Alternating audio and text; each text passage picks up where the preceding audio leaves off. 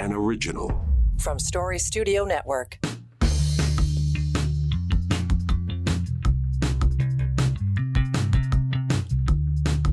June the 6th, 2023. We just got over the Memorial Cup here in Canada. And all of the... I heard some of the most idiotic conversation about the use of the phrase memorial. They were talking about some of the memorial arenas across this country. They used to be in almost every community. The local arena was the memorial arena. And one of the guys on NHL radio on Sirius XM said, let's get rid of the memorial arena. We could probably sell the naming rights to the rink. You really don't understand what memorial means, do you? And that's why everybody in the sports world out in Kamloops on the weekend was wearing the poppy. So I thought it was kind of important that here we are on the 6th of June commemorating the raid on Normandy, D-Day. All kind of fits in with the Memorial Day weekend that the Americans observed, and certainly the Memorial Cup. And it's not just about playing hockey. It is to honor the war dead. So here we are on the 6th day, and where you are, I hope it's a beautiful day. Got some smoke in the air. Almost every municipality, I would think, in this country is suffering from that to some degree, just because of the fires, the bushfires that are raging across the country. I think yesterday, before we recorded the podcast, we were up to 200. By the time the day was over, it was almost 400 fires. And I saw one of the guys at the Forest Product Association of Canada posting some numbers. There are 300-odd million hectares of forest in the country.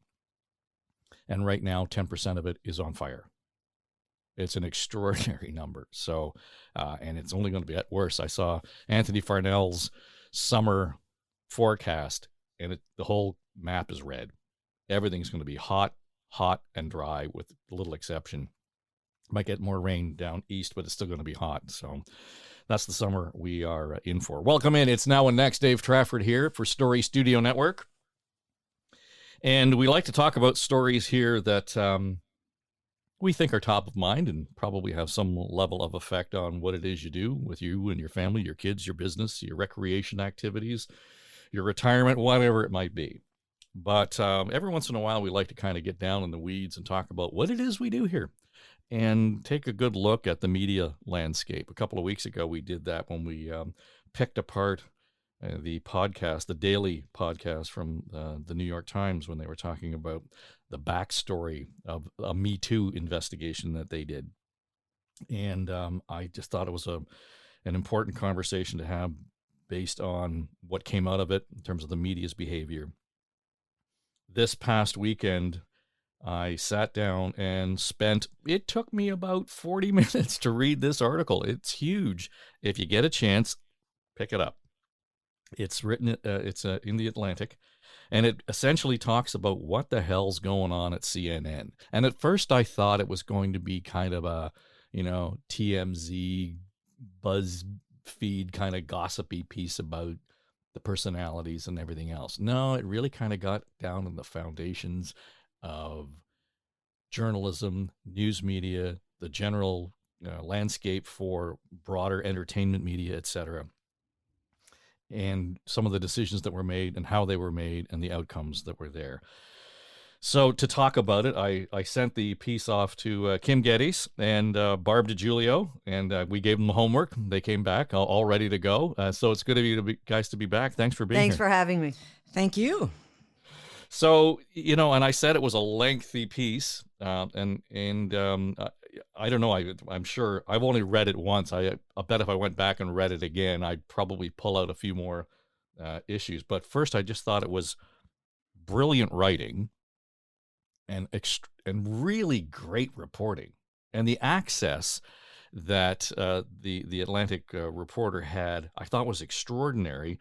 Anyway, I just kind of throw it out there because it's clear that Chris Licht, who is the CEO and the chair of CNN Worldwide, got the job, I guess about a year and a half ago, after Jeff Zucker, who everybody liked at CNN, He came in and decides he's going to change the tone and direction of it.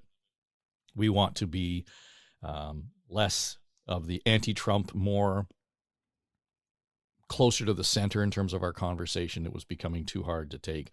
And there are all kinds of corporate reasons why that happened. And for those of you, we might want to get into it, but if you really want to understand it, I would suggest you go and read the article, because it's pretty impressive. Anyway, Barb, your initial thought in terms of what does it say first about journalism, and I think the premise of the initial conversation was how can media actually cover Donald Trump effectively? I think it's sort of how this whole thing started. Wow, there's so many there's so many areas that we can get into with this. First, I want to comment on the length of the article, because you sent it to me and I thought, you know what? I think I'm going to just print this out and then go sit outside or sit on the couch and read it. And I set it up to print, and I'm scrolling through and it's like 28 pages, 29 pages. You know what? I think I'm just going to read it on my desktop.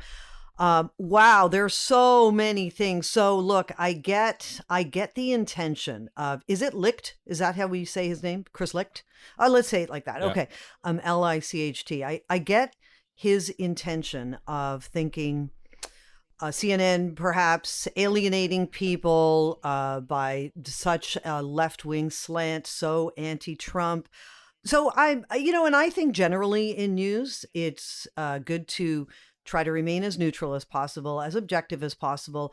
I don't agree with just giving out straight news all the time. I don't think that interests a lot of people in a certain setting. So you have your newsroom doing your news, and then you have your shows that can be a little bit more opinionated. And I think that's where instead you bring in balance and people on both sides to talk about it. Where I think this guy initially went wrong, and I think we've all seen this, is someone who comes in and thinks, that's it. I'm changing everything. I'm going to change it. I have big plans. I think he was in over his head. And I think he made the mistake of not just getting in there and saying, I want to settle in, see how the machine operates, and then I'll figure out as we go what I'm going to do. He tried to do too much, too soon, and then made this massive mistake of making himself the story by allowing a reporter to follow him around for a year to the gym and in the control room. You know, obviously the guy, I think he now says, he's been humbled by the piece. He's trying to save his job. And I won't go on too long because there are so many, I think, comments, and I'll let Kim take over.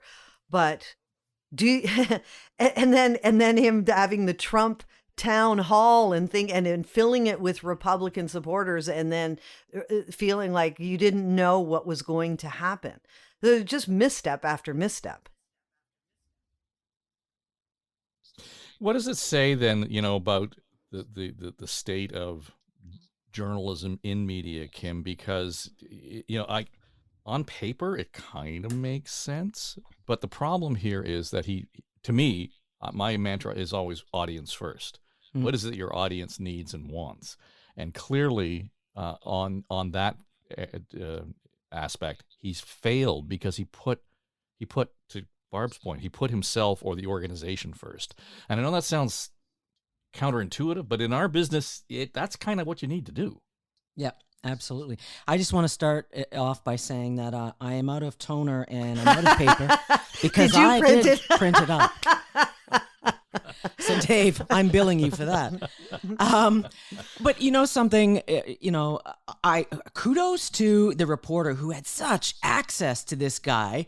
But right from the outset, I'm like, you are new in this role, and your job, you've been tasked to change CNN and take it forward. And he clearly points out, I want to change the media industry. The industry as a whole, not just focused on CNN. So a red flag right there.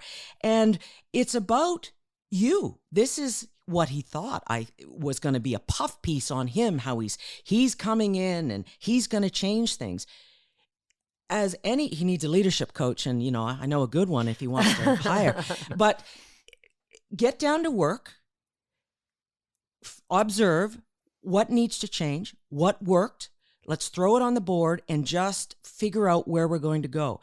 And don't be the media focus until you figure that out. But my reaction is Licht was set up to fail. From the reporting in this piece and the other articles I've read, that he is the lapdog of, is it Zaslav, who is the president?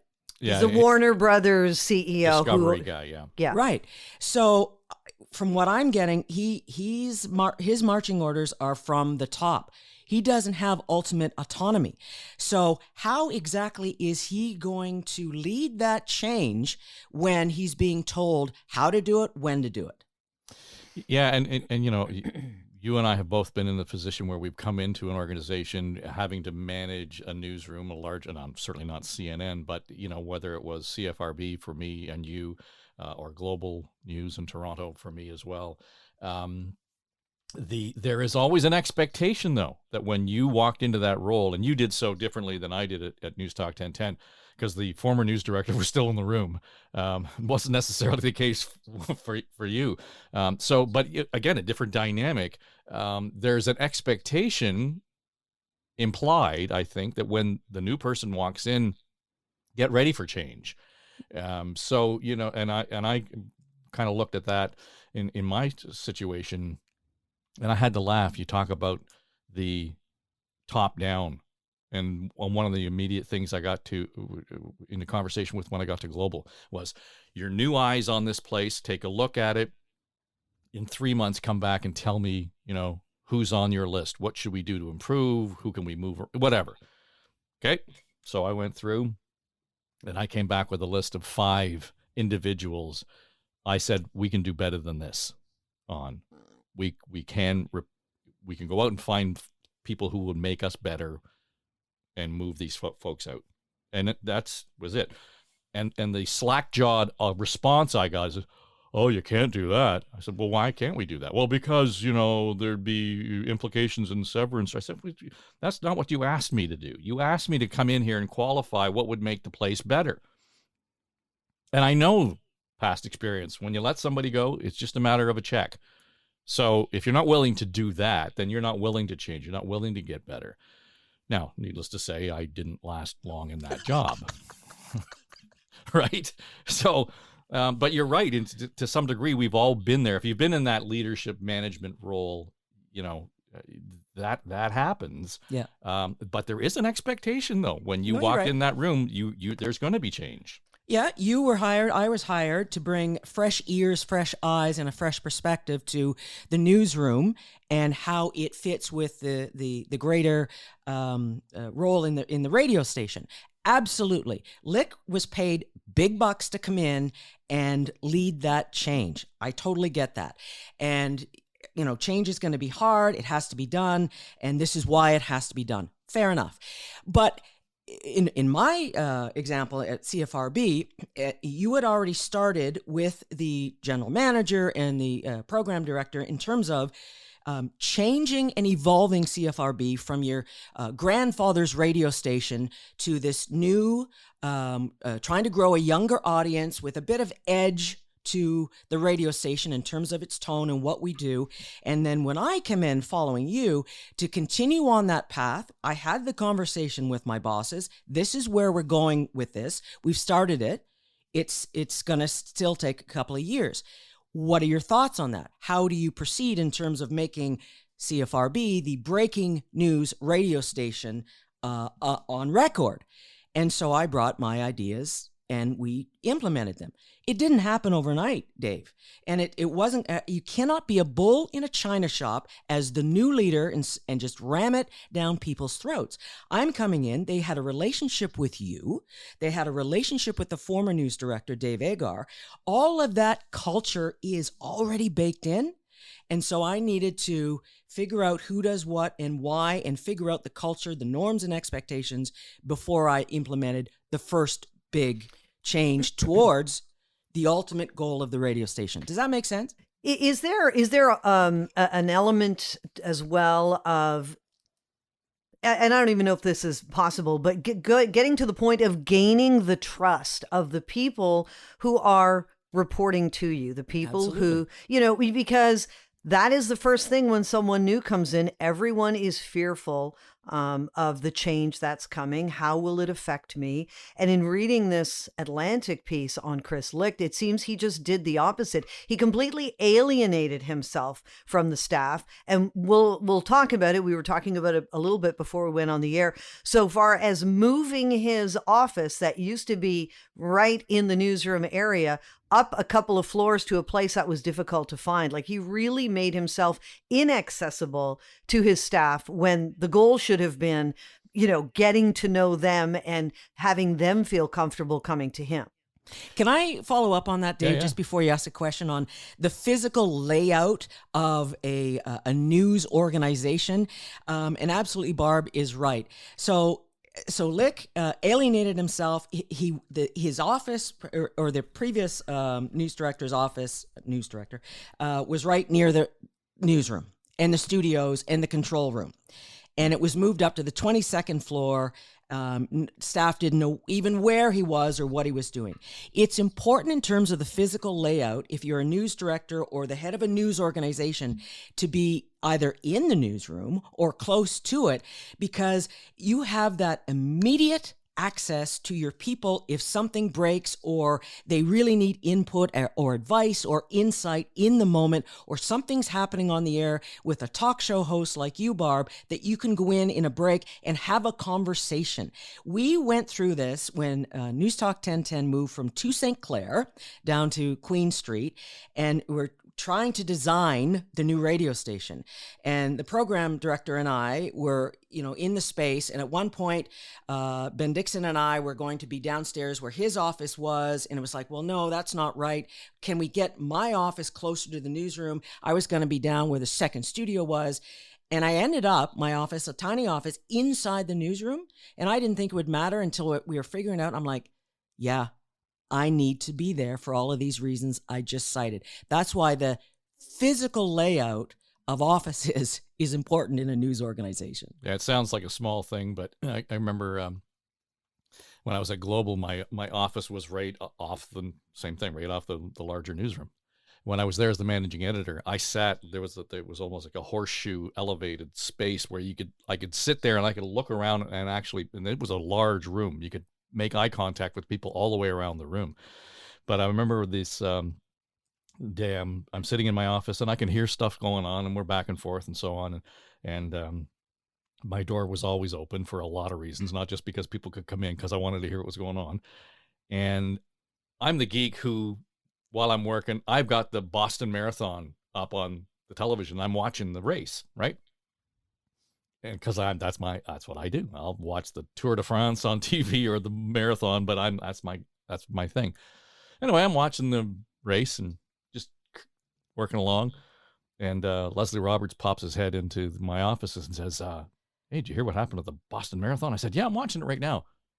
"That's delayed about an hour." The bomb just went off at the race. And so all of a sudden, without that proximity and our ability to kind of jump in, and you're right, it sounds like a small thing, but in the expectation of, again, putting your audience first, that's where it goes. But I think, Barb, I think maybe one of the first times you were on the podcast, we were talking about their morning show on CNN and whether or not it was finding its feet. And this was after the Nikki Haley comment by Don Lemon, right? And you kind of raised an eyebrow and said, do you think there really any momentum behind that show? The revelations in this Atlantic reporter's name, by the way, is Tim Alberta. It gets behind what happened there and how the whole thing played out.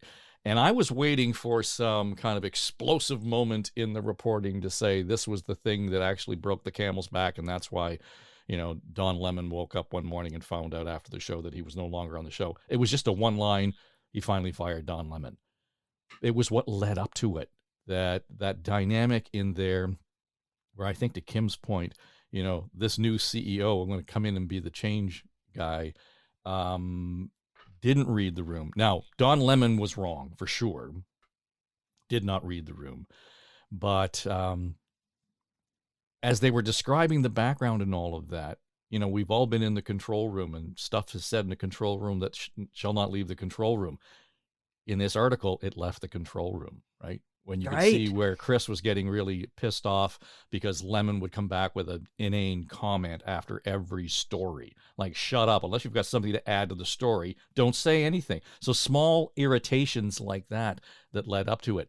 But what occurred to me as that was being played out or described is he never really approached that one-on-one with Lemon, because otherwise it would have been less obvious. It wouldn't have happened as often as it did. I don't think, because I don't ever remember walking in with talent and saying, you know what, we might want to back off that a little bit. Don't do that as much, or try this more. And somebody completely ignoring me. Now, we didn't always agree, but you wouldn't see this constant behavior over and over and over again. So not only did he not listen, I don't think he actually talked to his people. No, I mean, look, I will say before I give you my thoughts on that I do think it was the white jacket with the fur collar and the turtleneck that did Lemon in. Okay, I think that's clear. That came up, yeah. That was the straw that broke the camel's back in terms of Don Lemon. But again, there's so many things. So this guy who seems to be like Licht, preaching about, being for the people, was just not someone who even spoke to his people. What I see now with this sort of behind the scenes thing, because we did talk about that morning show, Caitlin Collins, Poppy Harlow, Don Lemon, it's somebody who comes in with this idea in their mind, oh, these three will be great together. And there's really no evidence of any chemistry, no evidence that they're going to work together. And I've seen that happen before. I've seen people just thrown together thinking, well, that should work, and it doesn't work. Another thing, as a host, I would very much rely on the program director saying to me, try this. This was good. Maybe do it differently. Tweak the little tweaks that can make a difference.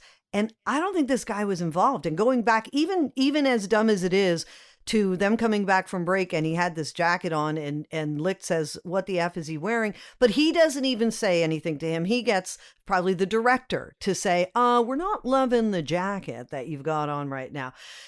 So he needed to be more involved with his staff, with his talent. They even mentioned some party, some kind of get together at a restaurant, and the staff were all expecting that Licht would get up and address them, and he just sat there looking at his phone the whole time. Seems like this kind of came across to me a little bit like an antisocial, a little bit narcissistic, with having the guy follow him to the gym, and Zucker couldn't lift this, and I don't know, it just, to me, in over his head, not really qualified for the position, doesn't know how to work with people. Maybe just in his head. I mean, when you think about it, because everything you described, he never got out of his head to some degree. The other part of this was, again, and I've seen this happen where we get being down in the weeds. He was worrying about being performative as opposed to informative. As much and all as he wanted to talk about, the necessities of foundational and functional journalism, he was worried about a jacket. He was worried about making sure that the pictures were moving, that we didn't have the Brady Bunch effect on the screen.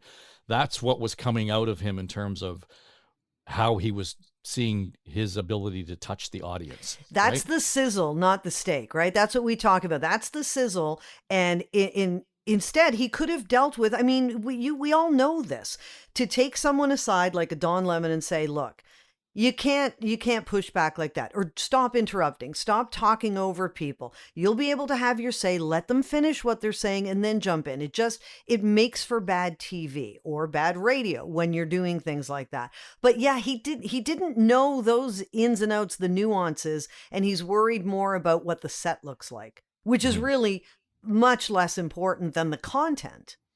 Well, we've all kind of agreed that, Kim, you've said it, he was set up to fail. Here's the problem with that. He's created a culture where almost everybody under him has been set up to fail. Don Lemon, set up to fail. Poppy Harlow, set up to fail because she was abandoned on the morning show. Caitlin Collins, set up to fail. Why he would have put her on the stage with Donald Trump Never mind the merits of whether or not you should do the Donald Trump town hall. That was just a different disaster all by itself. Why he would have put her in that place way over her head, all due respect. And there was no way that she was ever going to be able to come out of that unharmed in terms of her reputation. And then what does he do? He gives her the 9 o'clock show. And I saw the first one last night, and it was okay. I'm just not sure that that's going to be a long-term solution for primetime on CNN, right? It's funny. Yeah. So after, reading this, and we were going to do this morning, so I watched last night, and I was thinking the same thing. I'm like, oh, this woman is not going to survive. Kudos to her, but willing to try. But to your point about being set up to fail, at some point, and I guess, if I was that young, I've been there, that young up and coming reporter, when your boss gives you this huge new promotion and opportunity, of course you're going to say yes. Sure. Even though you're like, I don't know if I can do this, I'm scared. But in that level of organization, like, I'd be asking, what kind of supports do I have? This is huge. We've been down this road with Trump. Can I have a co-host? What are the questions? And I don't know. She tried her best. I thought she did pretty well, considering all of that she had to deal with during the Trump town hall. Sure, but that doesn't make what she did memorable. What we remember is that she tangled with the guy. She was less of a moderator and more of an advocate for, everybody said, well, she was fact checking him. No, she really wasn't. I mean, even if she was trying to, we knew what he was going to do. And to think that somehow Chris Licht looks at this and thinks that Trump was going to be anything other than Trump in that environment. And he's the only guy in the room that thinks that. Right. Holy cow. and you've got a roster of talent who are more experienced, who have dealt with Trump directly, and does not help your brand to have Anderson Cooper the same day as the Trump town hall come on the air and pretty much tell viewers, I understand if you don't want to watch CNN anymore based on what just happened. Like, you've lost the confidence of your own staff by doing something like that. And I have to say, I mean, look, a part of me found it very entertaining I can't believe they're doing this. And going back to the start of this podcast and talking about how the media deals with Trump is very good with the media. You've got it. If you're going to put him out there, he is very good at stick handling his way through media interviews, especially when he's got a Republican audience. It was like they handpicked his supporters and put them in the crowd. How else could it have gone? Yeah, exactly. And just for a ratings perspective, they got a spike that night and nothing happened afterwards. So, exactly. And he tried to backpedal and say, well, it was never about ratings. Okay. Yeah, okay. In terms of how you do that.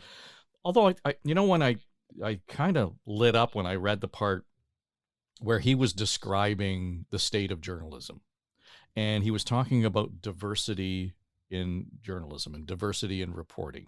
And again, this is where he kind of stepped away from the performative versus informative and kind of turned it around. And he made the point to something to the effect of having an Asian woman and a black man and a transgendered person all coming out of Harvard with a law degree is not diversity, because their life experiences were probably pretty similar to get them to a place where they could all afford to and have the support to get to Harvard and get through law school. And I love that he started to talk about, where are our journalists who failed high school and have that experience and had a hard time finding a job? Where are our journalists who, challenged with addiction issues or who were homeless at some point? And it sounds extreme, but, we see this all the time. I bet if, we had a Venn diagram of our experience, we're probably all pretty close in terms of the things that we've seen and done over the course of our careers and the things that got us here. It's an interesting view of what we should be looking for from journalists. If all the journalists are coming out of universities where it's a liberal arts background and education, then you know what? You get what you get. So that you did get that kind of bias, unintended as it may have been, in so many of these areas. So I'm kind of with him on this. We need to broaden it out. I don't know how you structurally do that in terms of hiring or developing that talent, but he's put his finger, I think, on a hot spot for me in terms of the nature of journalism through the experience of our journalists and the lens that we bring to that. I know that people at Toronto Metropolitan University, their heads are exploding at the idea of not being able to put people through their programs and Humber and so on. Yeah. But I don't know. To me, that okay. I'm with you there. Absolutely, I agree with you, Dave. And when I was reading that, I'm like, his motivations are good, right? He wants to get back to the facts and seeking truth. And so I'm with him. It's the way he's going about it. And to your point, Dave, when I was reading that, he's absolutely right in terms of reporters reflecting the world in which we live. And, where's the reporter on food stamps? Where's the reporter who was homeless? Where's the reporter who worked in the factory starting out? And when you're describing that, and I was reading it, and I thought of, last fall, I had a couple of students in a journalism course. One was a single mother. The other was homeless for most of his teenage years and was a couch surfer. They're bringing that reality into their reporting in some way, shape, or form, right? And I thought, and they're very, very good, and I can see them going very, very far in this career. And I just thought that is such a great differentiator, if that makes sense, and that will serve them well in how they tell stories moving forward in their career. So I think that Licht has, the right motivations. He's got his hands in too many areas, departments, divisions. And it's funny, he's since been removed from the PR department and now get back to focusing on programming. Absolutely. Amen. Focus on what you were hired to do. Does he survive this? No. I don't think so. No. I think because they've got someone else now come in as the COO, I believe, Yep. Who's taking away this PR and marketing. I think it's just a matter of time. And I don't think when you make yourself the story, I mean, this is one of the things he complained about with some of the reporters at CNN, that they would make themselves the story, especially in the Trump years. And what did he turn around and do? He made it all about him and said a lot of negative things about how CNN is. He's lost the confidence of the staff. And he never had the confidence of the staff. No, that's the problem. No, I don't but think he ever established that. Yeah. Right, and this piece probably made that even worse. And now he's dead man walking. He will not survive because the CEO that was brought in is a lieutenant of Zaslav, right? Mm-hmm. Sorry. Yeah, the corporate intrigue is one thing, but I think that and that's just the inevitable here. But I think what struck me this morning is that when we see the news from Semaphore about the shift in the PR department no longer being under his watch and someone else, I'm quoting from their piece at Semaphore this morning. During a Monday morning call with staffers, he acknowledged that the Atlantic story had caused issues for the network. Calling the experience, quote, tremendously humbling, end quote, and saying he did not recognize himself in the profile. I fully recognize that this news cycle and my role in it have overwhelmed the incredible week of reporting we just had and distracted from the work of every single journalist in this organization. He should have followed it up by saying, and here's my resignation. Yes, exactly. And going back to being in over your head, he apparently was some whiz kid producer for Morning Joe Scarborough, who, by the way, told him not to take this and job. that was my point. And Stephen Colbert, and they both advised him to not take the job. So, Kim, to your point, when you're young, I mean, this guy's not young, but when you're young and something massive gets dropped in your lap in terms of an opportunity, and you've got people you trust saying, you might want to rethink this. You can't always grab at that opportunity. It may be too much. In this, he took on more than he could handle. Yeah. And when I read that article this morning, Dave, and I was thinking the paraphrase would be, I'm a bit of a dick. I got to change that. What can I do about that? Oh, let me move my office closer to you guys. Oh, geez. But even right from the get-go, reading this article, when he says, my boss and I decided, okay, I'm coming in to change. It's going to take about 2 years to change this ship and lead it forward. That is such bullshit. You cannot change culture in 2 years. It's 5 to 10 years. It doesn't happen overnight. Right from there, I'm like, it's not going to work. And I remember it hasn't. having this conversation at Global, and the idea, here's where we want to go and here's how we want to do it, and we talked about, we did a branding exercise, etc. And I said, but this is not going to happen in 2 years. And the answer I got back, don't worry, there's a 7-year runway. Okay, that's great. And within 6 months, I got fired. Well, yours wasn't the 7-year runway. That was a whole other thing. You should have asked about your runway. Yeah, exactly. Oh, jeez. Listen, I would encourage anybody who is able to get your hands on this bit of reporting by Tim Alberta at The Atlantic. And it's probably worth subscribing or taking the free subscription just to spend the time and read it online, unless you want to run Don't print paper it and toner. Yeah, because it's a lot of reading For the going love on of here. God. But it's great reporting. So anybody who's in the business of wanting to be a reporter, particularly a print reporter, that's it. On the other side, this whole PR exercise. Who was running the PR department at the time and said, okay, that's a great idea? There was always somebody from the communications branch in the room when he was talking to him most times, but he never pushed back on anything. He would clarify or say, what I think he means is, rather than shut the fuck up, get out of here.